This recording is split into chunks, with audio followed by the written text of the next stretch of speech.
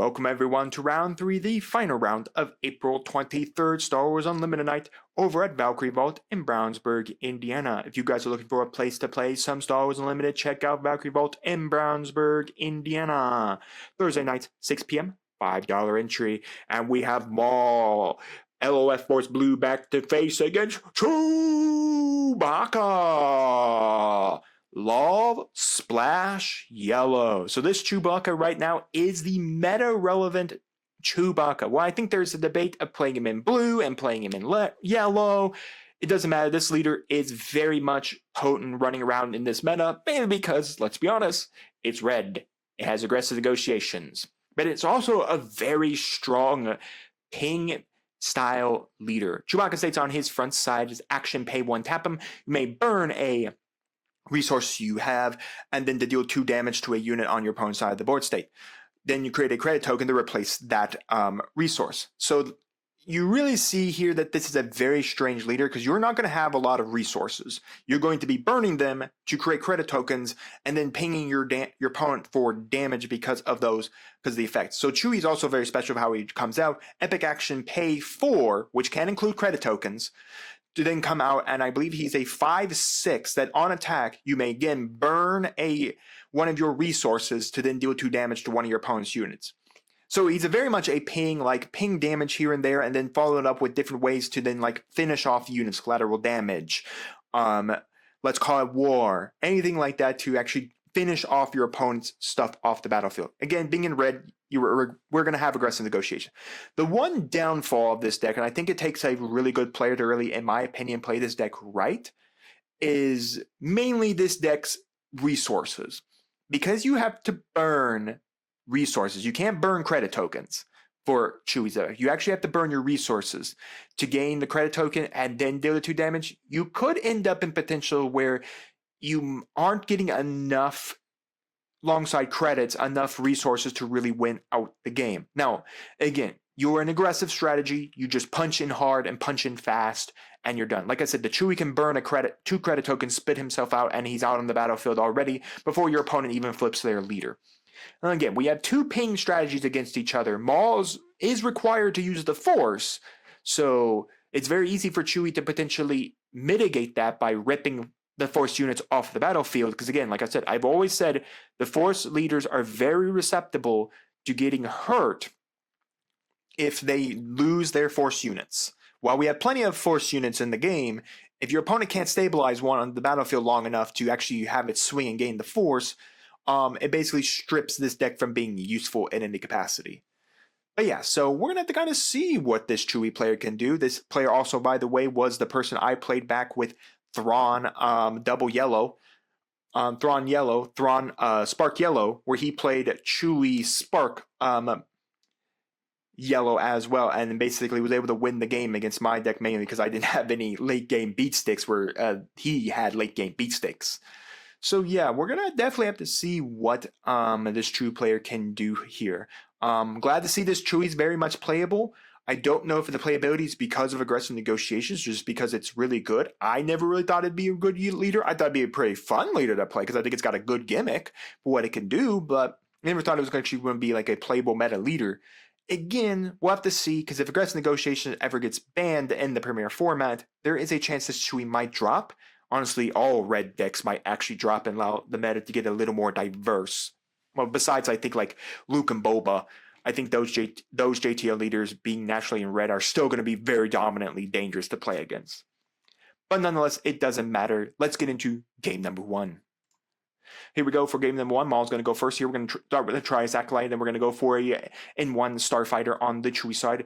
Not too bad. I mean, that is a nice fighter in the sky there that most things wouldn't be able to kill off. There is, of course, collateral damage as well, but that is quite dangerous to play into. I mean, there's nothing you really do in this red strategy, considering they have collateral damage, considering they're using Sorcerer's Blast to deal so much pain to everything as well. So we just have to kind of see here. So anyways, they do have the 𝐒𝐓𝐾𝐾, which does mean that they do have the ability to, of course, gain the Force here when they swing. Again, Sorcerer's Blast only triggers on Force, on the go for the Force. Anyways, we're going to go for a Revan's Lightsaber here. We're going to burn immediately to put the Chewbacca. Oh, that's dangerous here, because that literally means that there really is now that N1 Starfighter is near harder to knock off the board state, because you can't hit it with anything. So you can go for a Sorcerer's Blast. You can burn the Force here to deal 3 damage to it, which would have killed it, and all that. But again, now that the Chewie's attached to it, you can't kill it with card effects. So Chewbacca states on it that the unit cannot be bounced or destroyed by your enemy card abilities. So meaning that Chewbacca has a little more staying power on it than anything else. So anyways, the Chewbacca is just going to swing in there. It's going to already put 12 damage on our opponent's base here. Again, we are dealing with a 27 and a 28 health base. So neither of these players have large health point values. We do have the Chewbacca here as well that can pay all 4 of those resources and flip. The problem is the Revan's Lightsaber is kind of dangerous at this point. Because 𝐂𝐍𝐶𝐄𝐒 𝐂𝐒 is a Sith unit, it is getting that grit ability. So we are going to pay for the full 4. We are going to go for Mr. Chewbacca, and we're going to go for the 𝐂𝐍𝐶𝐄𝐒 𝐂𝐒 to give -4/-4 to the N1 Starfighter, which is kind of just dangerous right now. Anyways, then we're going to swing 5 damage at our opponent's base. We're going to ping off 1. We're going to do 2 damage to the 𝐂𝐿𝐿 𝐂𝐒, and then that damage counter there is just a credit token on all that. So right now, that's the dangerous aspect, is that we now have that Chewbacca standing up, being very, very dangerous, because it is allowed to swing for 5 damage and deal a whole bunch. So anyways, it's going to take 4 damage here from the 𝐂𝐍𝐶𝐿 𝐂𝐒 here, immediately being able to kill itself, knocking 4 damage into Chewie. We're just going to swing for 5, no point, and we're not going to burn the force trigger here, or the ability of Chewie, because there's no point. And Chewie's going to die there for the 𝐂𝐍𝐶𝐿 𝐂𝐒. The problem is now 𝐂𝐍𝐶𝐿 𝐂𝐒 does have that grit now fully established to itself as well. So Maul does have the ability to potentially come out next turn. Well, actually has the potential to come out next turn. They are on turn. They're on resource 5. As a reminder, the Chewbacca player burnt a resource to deal with the deal 2 damage to the 𝐂𝐍𝐶 assassin. Or not 𝐂𝐍𝐶 assassin, 𝐿000 assassin. My gosh, I'm getting confused with 𝐂𝐍𝐶 acolytes and 𝐿000 assassins. All these people out here. So anyways, we're going to have to figure out what our Chewie player wants to do. They've pushed them all the way up to 22. We're going to go for a Light Maker, which is now even worse, because if they could burn the Force here if they go for the 𝐿000 assassin to kill off the Light Maker, which is pretty nice there. So that's just going to be a claim on the side of good old Maul. So it's going to be a claim there for just the Light Maker there. We're going to go for a bunch. We're going to go for no glory on the results. That is going to kill the Light Maker, but there's nothing for the Light Maker to do on our opponent's side of the board state. They do have the ability to go for, of course, there is a system shock there. They can system shock off the Revan's lightsaber here, and then be able to immediately kill off the 𝐂𝐍𝐶𝐿 𝐂𝐒 here. That would push them to push them to 1 damage point here. Or they could also use the Chewie effect as well. Personally, I would have like to have wasted the resource there and then burnt it with a Chewie effect, but I can understand why you wouldn't want to do it that way too. I mean, it's arguable whichever way you want to do it. So we're always going to go for the Houndstooth, or the broken horn. That does come into play. Our opponent does have less resources than the Chewbacca player does, but there's no way for so we're going to go swing in the Maul, swing in for 5 more damage, and then put 1 damage on the Tooth and 1 damage onto Maul, because again, he has to choose 2 units. That's going to be a scoop up for the Maul side. Houndstooth is just too dangerous here, because if they're at 22, the 5 would only put them at 27. But again, it's still is like second our opponent plays anything, because the Maul is all they got. The Maul is literally all the Maul player has. They'd have to reset up another set of board state and get going again. But at that point, our Chewie player can play another thing that could potentially kill them off of the board state there. But yeah, the Light Maker was very dangerous there, because the Light Maker actually would have killed them, because it does get a raid for it. It's the highest raid currently in the game. So Chewie LOF Splash Yellow gets game 1 over Maul LOF Force Blue. On to game number 2. Here we go, folks. Game number 2. Let's see who's going to win it all. Who is this going to be it? We're going to start off with a Karis, and we're going to go for, of course, the N1 Starfighter here. So anyways, if you don't know, the only splash they're actually doing in the Chewie deck here is just the Chewbacca piloting leader pilot card, which is basically just a nuisance to try to get rid of. Anyways, 2 damage there. We're going to do 3 damage from the N1 Starfighter. We're going to pay for 3 here. We're going to go for a good old GI coming down. We're going to go for a Bail Organa as well. We're going to kind of decide if we want to do the Chewie effect here, because we could burn the Chewie effect and deal 2 damage to the GI himself, because it doesn't. Because well, GI may be hidden, but does not protect him from getting punched in the face with Chewie damage. And again, remember, Chewie's only a pay for. He does not actually require how the payment is done. So you could pay credit tokens to reduce the cost and then just do it with normal. The one problem, and again, like I said, Chewie gets into this weird game state where I think I've only played against once on Carabas, where it kind of turns into this weird game state where you got to be kind of cautious on how exactly you burn your resources. We're going to go for a swing of 3 from the N1 Starfighter, because again, if you burn out too much, you can push yourself into like a point where you are getting killed off pretty harsh on the battlefield. So anyways, we're going to go for a Kazuda. Hey!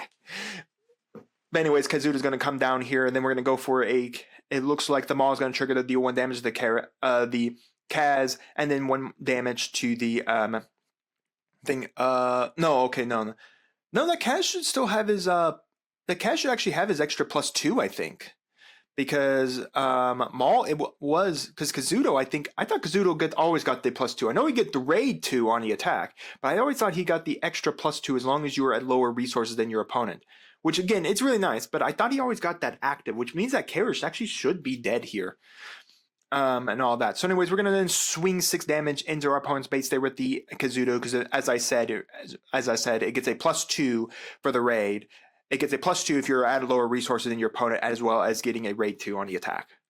So anyways, 3 damage into our opponent's base. We do have to deal with now with this Supremacy TIE SF Sentinel in the sky here that is blocking the N1 Starfighter from being able to attack here. We do have a couple of cards. Again, we can pay for the Chewie to come out as well. We potentially could use it to kill off the 𝐒𝐻. Anyways, we're going to pay 1. We're going to go for Commence the Festivals, which does give it Saboteur. I like that one. Commence the Festival gives you +2 on the attack. You can attack, gives you +2, and if you are lower resources than your opponent, you get Saboteur as well, which is really good there, just passing right through that Sentinel, dealing another damage. And again, we have the Chewbacca still able to come out this turn. Everything is going right now the way of Chewie. So anyways, we're going to go for a Dark Tyrannus coming down to the board state. We are going to go for an ambush, taking 2 damage. Again, I would like to reread Kazuda. I'm pretty sure that +2 is always a constant bonus on it. So anyways, again, Dark Tyrannus coming down, ambushing first, and then going in. We're going to knock off the shield off of the Dark Tyrannus here, and then we are going to be able to, looks like we might be considering burning the Force here, because if we still have the 𝐒𝐻 standing. It looks like, no, we're not going to be going for a play of the Constable here. All that. It looks like they're just going to take that one back, so that Dark Tyrannus technically should have 2 damage on it as well as a shield, unless they decided to... Okay, I think they actually decided to go it differently, where they decided to have the Dark Tyrannus shielded, ambushed into Kazuda, because that's what it looks like. I think they just took it back. Again, we're quite friendly here. No one here is definitely trying to test for the PQ season or anything like that. Even if you did, in my opinion, even if we were testing for PQ season, you still want to 100% be playing against top stuff. I mean, you still want to be able to play against all that. So anyways, we're going to go for red 5 into the space here, being able to go for that. Then we're going to go for, of course, killing off the N1, and then being able to immediately have red 5 take a damage here. Then we're going to go swing 2, get the 𝐒𝐻, going to gain the Force back, and we're just going to pass from there. All the momentum is gone on the Chewie side. Again, I still think the Kazuda, I still thought got the +2, unless he only gets a +2 on your turn. Let me go check that real quick. All right, so I pulled up Kazuda out of my binder. He states on himself he gets raid 2, and then while you control fewer resources than your opponent, this unit gets +2. It doesn't say your opponent's turn, doesn't say your turn. That 𝐒𝐻 should be dead, and that Dark Tyrannus should be dead. Well, technically the Dark Tyrannus isn't dead technically because of the ambush off of that. Because of going shielded and then ambushing into Kazuda, but technically that 𝐒𝐻 shouldn't be there, so that is a difference there. So, I mean, yeah, that 𝐒𝐻 is up there legally, because I thought Kazuda always gave himself the +2 as long as you're at lower resources than your opponent. But again, neither player caught that one that the 𝐒𝐻 should be dead. But even in that case, technically the Dark Tyrannus is alive, because it just burnt the shield first, and then shielded, ambushed, and then lost the shield, killing the Kazuda. So anyways, here we go, continuing on to the board state here. So it looks like it's not going too good on the Chewie side of the board right now. At all. So the red 5 technically can kill the 𝐒𝐻 on the attack, but the red 5 would trade with the TIE SF. You could also, again, trade out it differently. You could use the Chewie effect to deal 2 damage to the TIE fighter, and then all that. So anyways, we do have a ruling question coming up very quick here, so we're going to skip ahead to when the players are back playing again. All right, players are back. Here we go once again. So we're just kind of figuring out what we really want to do. It looks like Maul's trying to restabilize, which again, now that there are 6, Maul does have the ability to flip. Chewie has yet to flip onto the battlefield as well. Red 5 can only kill the 𝐬𝐻 and would be able to knock out the TIE Fighter as well. That would be a 2 trade there. And then the 𝐬𝐻 technically wouldn't have any effect to hit anything with. So you could do that as well. So we're going to go for a Chewie to pay 1, burn 1 of the credits, to pay the 1, and then using the burn credit there. And then we're going to deal 2 damage to the TIE Fighter here. We do have the Chewbacca in our hand that could help us. So anyways, we're just kind of figuring out. We're just going to trade with red 5, which honestly, I think that's what you should have done there in the first. I think going for the red 5 to trade in with the Sentinel and then killing off the 𝐬𝐻, I think knocking out 2 bodies for 1 isn't all that bad, and then not having to waste the Chewbacca effect. And then you could have flipped Chewbacca there, paying the 4, or used the Chewbacca to then do 2 damage to the Dark Tyrannus. You could have done that as well. So we're going to go for the B-Wing. B-Wing does have on attack. It can deal damage. But again, it's really nice. It's actually really good for Infant's Nest here as well. So it looks like, in my opinion, round 2 is going to Maul here. So it looks like instead of playing the Maul, we're going to first use the Maul to ping 1 damage on the B-Wing, and then ping 1 damage onto the 𝐬𝐻, which, again, the 𝐬𝐻 should have, and there it goes. And then we're going to swing, and then we're going to go for 5 damage. We're going to kill off the dealing 1 damage to the B-Wing, killing off the 𝐬𝐻, burning the Force to kill off the B-Wing with that. And then we're going to go for, of course, the rule of 2, and then giving Darth Tyrannus and Maul 2 shields and 2 experience tokens. I do not see any way to out that. I mean, yeah, they have Outer Rim Constable to knock out the upgrade, but that ain't going to help you in any way.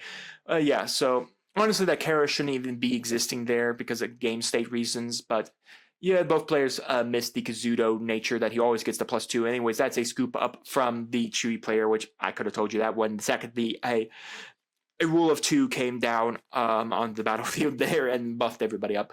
But nonetheless, we're moving into an all-important game number 3. Folks, it's an all-important game number 3. Here we go. So anyways, the Chewie side is starting off here first. We're going to go for a 𝐬𝐻, and we're going to go for a Nimic. So anyways, we have a 𝐬𝐻 and a Nimic on the battlefield here. Both sides are not too bad there, especially, but you definitely don't, I think I don't know what you want to do in this opinion, because again, your opponent now has yet another Force unit. Force decks where they always have Force units. So anyways, we're going to swing 3 damage at the 𝐬𝐻, and we're going to showcase another Nimic, and then we're going to be able to get out a Spy Token. So I'm going to immediately kill the Spy Token with the 𝐬𝐻 there, and then we're going to go for another Nimic onto the battlefield here, so we could just have that as well. Again, we potentially also could have another readied Spy Token. So anyways, it looks like instead we're going to go, we're going to pay 1 and burn a resource here and put out a Chewie. There should actually be 1 dead resource there, and then we're going to go for a 𝐬𝐻. Yep, okay, so we do have the dead resource. We did go for killing of the 𝐬𝐻 here to knock it out of the battlefield, and then we're going to put down a Nimic. So that actually was the better play. Again, I did say about taking stuff back. If you have a locals or you have people that you train with, or your locals, ask if they're okay with taking stuff back. In my opinion, especially if you're testing or you're wanting to play at the top rank of tables here, is we're just going to go swing shielded Dark Tyrannus. Then we're going to make a Spy Token, and then the ambush of the Dark Tyrannus to kill off the Nimic there, and then gaining us of course, the Spy Token. The ready Spy Tokens could be showed red 5. But yeah, make sure to ask for that stuff, because again, in my opinion, good testing comes from being able to do good stuff. Like, for instance, being able to test like this means you gotta be able to do lots of different stuff, like being able to take moves back, being able to understand better moves, being able to stun like that. That's very important for a lot of strategies, a lot of stuff, to where you can be able to take resources. So anyways, we're just going to then use the Chewie effect to pay 1 to knock out, looks like to, I think, kill a resource. They should have killed a resource there, because you paid the credit token to then kill off a resource. So it doesn't really matter overall. They went back down to 3 resources again. So they're just going to kill off the Dark Tyrannus there to remove it from the battlefield, just so they don't have to worry about anything. So again, they were at 3. Then they played out, of course, red 5. And then, of course, the Chewie effect. So again, we do have the Maul. But again, it is interesting. This is exactly what you want to do against Maul. You want to choke out its ability to deal with Force units. So you can play the Chewie here if need be. We're going to go for I forget what that card is called, but it's the JTL card that allows you to put a guy in the bottom of your deck and then create an X-Wing token. So, yeah. And then we're going to do Commence Patrol. That's what it is. It's Commence Patrol. So that's going to create 2 TIE Fighter tokens here for all of that. So that's pretty nice there. So anyways, I was like, oh, right, because Commence Patrol is a pay 1. So that's pretty cool. 2 TIE Fighter tokens out on the battlefield right now. We do have the supercharged fighter that we could play as well. The one that on play you can remove an upgrade from a space unit. So anyways, we're going to go from Maul to ping to both TIE Fighters, both X-Wings for 1 here. Then we're going to do 2 damage to the base. We're going to flip Maul, do 2 damage to the base here. So pretty interesting. Now Maul is out on the battlefield right now. We're going to go for Darth Revan's lightsaber. Ew, Darth Revan's lightsaber. We do have the Outer Rim Constable if absolutely need be to get rid of that so that we can ensure that we can kill them all, because technically we could swing Chewie into Maul, knocking out the Maul, and then being able to then deal the extra 2 damage to it to remove the Maul here. So we're going to go for an Outer Rim Constable there to immediately remove move off, of course, Darth Revan's lightsaber here, so we can do stuff. But again, it's very interesting. It's been a very interesting motif for how these decks have been playing. So anyways, we're going to go for Swing of 5. We're going to knock out both X-Wing tokens here. It's interesting that Chewie hasn't been brought out yet at all. Like, we haven't even dragged out Chewie. So we're going to use the effect here. We're going to pay 1 of our resources, burning it to create another credit token, and dealing 2 damage to the Maul here. So anyways, we're going to go and play a Thousand Assassin to remove, of course, our good Outer Rim Constable friend, and then basically have a Chewie player completely stabilized where they can't really do much because they can't flip because they don't have the necessary 4 resources to play out the Chewie this turn. 2 credit tokens and 1 standing resource is not enough to play Mr. Chew Man. So it's very interesting. They had a turn a couple turns ago where they had the ability to drop and the Chewie, and I think, honestly, I think they missed it in my opinion. I think there was a turn where they could have dropped in the Chewie and had all of that going off there. So I think that, in my opinion, was a little bit of a miss there, as we're going to go for the Thousand Assassin, hitting the base 4/4 there. And then gaining back the Force. Again, there are triggers like Sorcerer's Blast does need the Force active to really do its good effect there. So we are going to go flip Mr. Chew Man up on the battlefield. We're going to deal 5 damage to Chewie, and then we're going to immediately just kill the Chewie off, and then that is just going to be a scoop there from it all. But we do see no disintegration. We see Nihilus. I think there was a Rule of 2 in there as well. So there were some very strong cards coming down the board state here in the late game. And I honestly think the Chewie player missed, I think, a timing of being able to go Chewie very early in the game and start dealing 5 damage to our opponent's base and then burning credit tokens to do his ping all over the place. I think there was that missed opportunity at one point. But nonetheless, Maul, LOF, Voice Blue takes the win against Chewie, Law, Splash, Yellow. It took 3 games, but it was some pretty good 3 games. Nonetheless, guys, let me know your thoughts down in the comments on Maul, LOF, Voice Blue against Chewie, Law, Splash, Yellow. And while you're commenting, do make sure to like the video, subscribe to the channel, and ring the bell so you know when my videos go live for you. And we'll see you here next time on Modern Dragons TCG.